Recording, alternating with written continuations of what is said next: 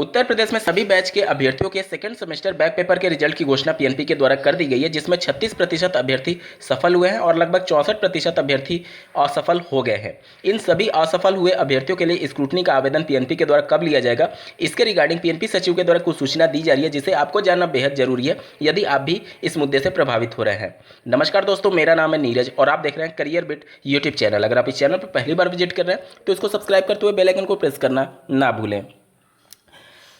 PNP सचिव के द्वारा यह सूचना दी जा रही है कि जब सभी सेमेस्टर के रिजल्ट की घोषणा हो जाएगी, जैसा कि आपको ज्ञात होगा सितंबर में ही प्रथम से लेकर के चतुर्थ सेमेस्टर की परीक्षा का आयोजन किया गया था, तो अभी सिर्फ सेकंड सेमेस्टर के रिजल्ट की घोषणा पीएनपी के द्वारा की गई है। जब सभी सेमेस्टर के रिजल्ट की घोषणा हो जाएगी उसके बाद ही स्क्रूटनी के लिए आवेदन पीएनपी के द्वारा आमंत्रित किए जाएंगे सभी सेमेस्टर की परीक्षाओं के लिए एक साथ ही। यहाँ पर मैं बता दूँ कि प्रथम और तृतीय सेमेस्टर के रिजल्ट की घोषणा जल्दी ही होगी, क्योंकि पीएनपी सचिव के द्वारा प्रथम से तृतीय सेमेस्टर के कॉपियों का मूल्यांकन एक साथ कराया गया था, लेकिन चूंकि सेकंड सेमेस्टर के अभ्यर्थियों का ज़्यादा दबाव था पीएनपी पर, इस वजह से उनके रिजल्ट की घोषणा पहले की गई है। प्रथम और तृतीय सेमेस्टर के रिजल्ट की घोषणा के संदर्भ में पीएनपी द्वारा ये सूचना दी जा रही है कि 10 दिन के अंदर इनके रिजल्ट की घोषणा कर दी जाएगी। वहीं चतुर्थ सेमेस्टर के रिजल्ट की अगर बात की जाए तो फोर्थ सेमेस्टर का जो रिजल्ट होगा वह दिसंबर के प्रथम या फिर द्वितीय सप्ताह में घोषित होने की प्रबल संभावना है पीएनपी के अनुसार। साथ ही अगर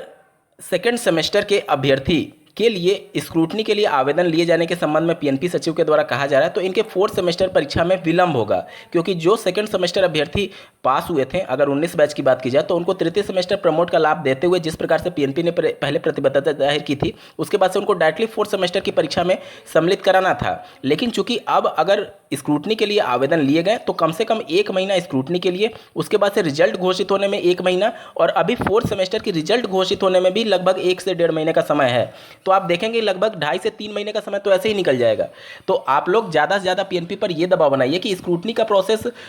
में मात्र 7 से 8% अभ्यर्थी ही सफल घोषित किए जाते हैं, वो भी उन अभ्यर्थी का ही मार्क्स बढ़ता है जिनकी काउंटिंग मिस्टेक हुई रहती है। तो स्क्रूटनी किसी के लिए फ़ायदेमंद नहीं हो सकता है। आप सभी पीएनपी पर दबाव बनाएं कि स्क्रूटनी के प्रोसेस को स्किप करके डायरेक्टली फोर्थ सेमेस्टर की परीक्षा का आयोजन किया जाए, ताकि कम से कम सेकंड सेमेस्टर की परीक्षा में जो अभ्यर्थी सफल हुए हैं उनके चतुर्थ सेमेस्टर की परीक्षा का आयोजन जल्द से जल्द करा करके अगर शिक्षक भर्ती आती है तो उनमें उनको मौका दिया जा सकता है। साथ ही जिनकी बैक लगी हुई है, जिनकी संख्या लगभग 64% है, तो उनके लिए भी पीएनपी पर दबाव बनाना चाहिए कि जब फोर्थ सेमेस्टर की परीक्षा का आयोजन किया जाता रहा होगा तो उस समय सभी सेमेस्टर की परीक्षाओं के लिए फिर से एक बार आयोजन कराया जाए, जिस प्रकार से आप लोगों ने सितंबर 2021 में देखा था। तो इस कंडीशन में सबके लिए हितकारी होगा। अगर आप लोग स्क्रूटनी के लिए पीएनपी पर दबाव बनाएंगे तो ये किसी के लिए हितकारी नहीं होगा, क्योंकि मात्र 7 से 8% अभ्यर्थी सफल घोषित होंगे, वो भी जिनका काउंटिंग मिस्टेक हुआ होगा।